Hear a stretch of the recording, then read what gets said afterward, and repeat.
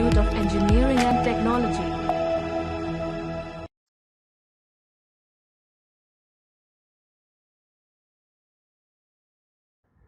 After defining limit and canonical curves, whereas Leibniz was going to develop the machine which will find the solution for any mathematical question using logical arguments. Now, this is how the whole concept of derivative is developed. Today we are discussing the same thing in a very elementary level. So let us start with the function of one variable. We'll see how to introduce derivative for function of one variable.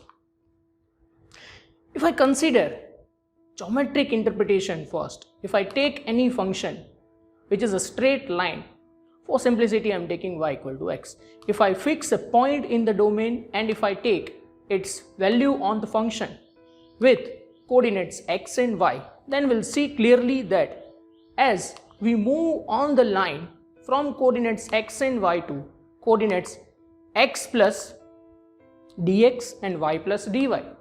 So that means we are changing our value of point from xy to x plus dx, y plus dx, which means now this is the ratio or this is the value which we are going to consider.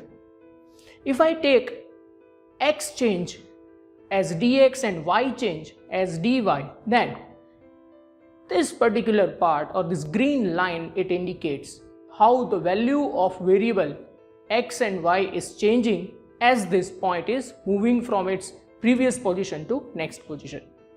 Newton was forced to calculate this thing for the infinitesimal small change. Today we are going to discuss this thing in two different cases.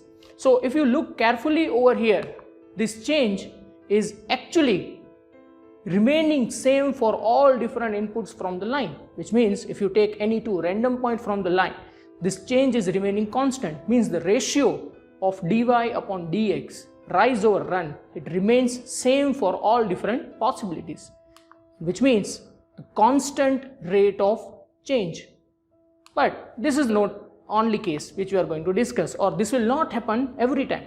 If we consider a curved path and if our input is again same as x and y, and if it is changing from its position to nearest possible position on the same curve, and suppose we define again their coordinates by x plus dx and y plus dy, then the horizontal and vertical changes are dx and dy, and now you can see clearly that the value of dx and dy, they are not exactly same, which simply means that as we are expecting it in the case of real line which was given by green line like this, now it is something different which is denoted by this Cn.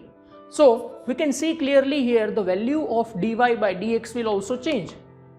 So keeping this thing in our mind, if we move a point randomly on this parabola, we can see clearly the value of dy by dx is not similar for all different inputs. That means now we are dealing with the variable rate of change. So by these two cases, we can see clearly that in first case, if we take a straight line, or you can say if a particle is moving on a linear path, its rate of change is almost same for all different time frames. Whereas in the second case, if our particle is moving on a parabolic arc, then its rate of change is also differing with the input of time frame. Keeping this thing in mind, let us now construct the definition of derivative.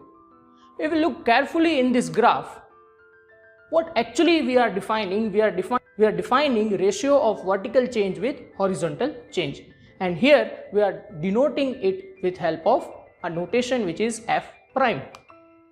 Now for this curve f of x equal to x square, suppose I consider inputs in terms of y and x. So if I look carefully, the vertical change, it is given by y plus dy minus y, and horizontal change is given by x plus dx minus x.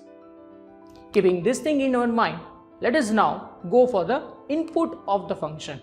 Now I want everything in terms of variable x. So what I'll do, I will change my y coordinate into x coordinate using the condition of the graph. As my point is moving along parabola f of x equal to x square, everywhere in place of y I am taking x square. So y plus dy will become x plus dx whole square and y will become x square. After simplifying this, we can see clearly the x square is cancelled with x square, dx square, and dx is in numerator, whereas in denominator we have dx. So what you can do, you can simplify this by assuming that dx is non-zero. But once we assume that dx is non-zero, our final answer is exactly like this, 2x plus dx. So the main issue in this particular step is how to get rid of this thing dx. It will appear almost in every situation. So this is the case where we want to make value of dx as much as smaller, which we can consider. Means we want to reduce the value of dx in such a way that it is almost near to 0, we can neglect it. But if you consider the smallest possible value which you can imagine, there is another smallest possible value also, which means it is not actually 0 but it is negligibly small. So this was the idea developed by Newton to go from this question from a backdoor way. This is how the whole concept of limit was developed. So we can do this thing with help of limit. If I want to get rid of this value dx, what we can do, we can apply limit dx tending to 0. In our previous talk we have seen that how to deal with the limit. So now we are deriving our final value, which is f dash equal to 2x. Now this is much familiar value for the derivative. So in modern days we are using directly the formula to find derivative of x square as 2x, but this is the actual path through which the derivative was defined. Of x is equal to limit dx tending to 0 dy by dx. So keeping this thing in your mind, this will give you definition of derivative, which is f dash equal to limit dx tending to 0 dy by dx. Now let us go for the geometrical approach towards the derivative.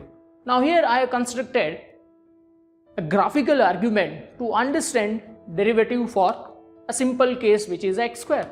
Suppose I consider a square in such a way that side is given by x. So this area is x square. Now what actually we are doing in derivative, we are finding a small possible variation in value of x. So if I change the value of x, correspondingly I will get new square in such a way that the extra values are given by x dx horizontally and x dx vertically.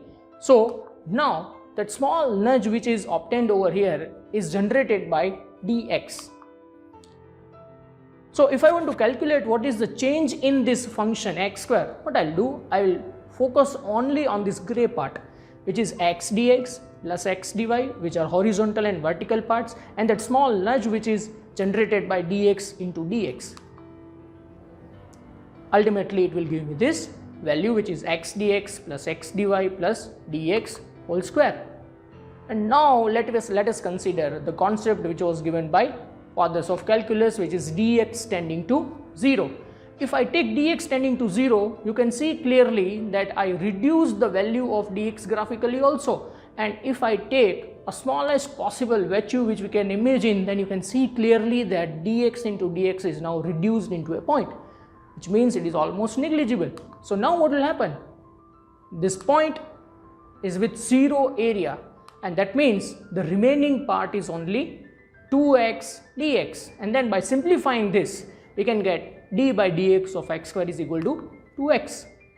This is how we can generate graphical argument for x square. The same thing we can do for x cube, which is in a cubical form. So in that case we need to construct the same idea in 3D also. Same thing you can do for inverse function like 1 over x also. Now let us go for the function of two variables. How we can define derivative for function of two variables. So the first thing which will come into the mind, that here domain itself is not a straight line, it is a plane. That means we can move in any direction to reach a particular point, which we have seen in case of limit. So what we are going to do over here, we are fixing two fundamental directions. We will define today derivative in x direction, we will define derivative in y direction. So first of all, to understand this thing, let us consider a surface which is defined by 3 minus x square plus y square. Now as I told you that we are going for x and y axis for the derivative. So these are two derivatives which are known as partial derivative with respect to x and partial derivative with respect to y. It is known as partial as this is not the only derivative which is existing for the function. There are many other derivatives also which are existing. So it is a part of the derivative, so it is known as partial derivative. Now suppose I fix this plane x equal to 1, which means now I am taking change only in y axis. My x coordinate is always remaining 1. So if I take intersection, it will give me a parabola. And then I am taking a point of intersection which is given by this red dot. So now if I construct a tangent line at this point, then slope of this tangent will give me partial derivative with respect to x in this case. So you can see clearly here the particle is moving on the parabola and parallelly the value of x is changing, but value of y is remaining fixed. So clearly in this case we can see that value of x plus dx and value of x in the other case. So that means value of x is changing but value of y is remaining fixed, and so it is known as partial derivative with respect to x. Now let us go for the another case. I am constructing the same surface, I am taking another way. Now I am taking y equal to 1. That means y coordinate is now changing, x coordinate is fixed. So I will take this parabola and then I will take the point on intersection and then I will construct the tangent line. Now if my point is moving on this parabola, then what we can say, the value of y is changing whereas value of x coordinate is remaining fixed throughout this change, and so it is known as partial derivative with respect to y. So this is how we are constructing partial derivative with respect to x and with respect to y. So the first graph is for derivative with respect to y, second graph is for derivative with respect to x. Now let us go for another part, which is for function of two variables. We are going to consider some examples. In this section we will see how to find actually partial derivative for function of two variables algebraically as well as direct conventional method. So if I fix this x square plus y square, we can see clearly by definition, if I take limit dx tending to 0, y of x plus dx and y of x. So x plus dx and x, that means value of x is changing. Now I am taking input using definition x square plus y square. So in place of x plus dx, it is x plus dx whole square, in place of y it is y square, and as definition is x square plus y square, numerator is like this. Now expanding this whole square of x plus dx, finally we will receive, after cancellation of x square with x square, y square with y square, 2x dx plus dx whole square upon dx. And finally after taking this dx in common from numerator and denominator, we will receive 2x plus dx. And then taking limit dx tending to 0, it will give you the final answer of 2x. But this is something which is pretty much familiar with our regular derivative for function of one variable. Let us see how it is exactly same. If I take function x square plus y square and if I want to find partial derivative with respect to x, then we can see clearly that we need to consider variable y constant, that we have seen already in the graphical argument also, that while taking change in x, variable y is remaining constant. So now I can take this dx on x square, I can take dx on y square, and then if you look carefully, as y variable is constant, my answer will be finally 2x. So these two values are matching. That means you go for the definition of the partial derivative or you go for the regular method which we are using in function of one variable. It will give you almost same answer. Now in similar way you can also prove that in del by del y of f of xy is f sub y, which is equal to 2y. So I hope you understand this derivative for function of one variable as well as two variables. In next lecture, we'll see how to define mixed derivatives for function of two variables. Also, we'll see how to define higher order derivatives for function of two variables, and then we'll move towards its applications. Thank you.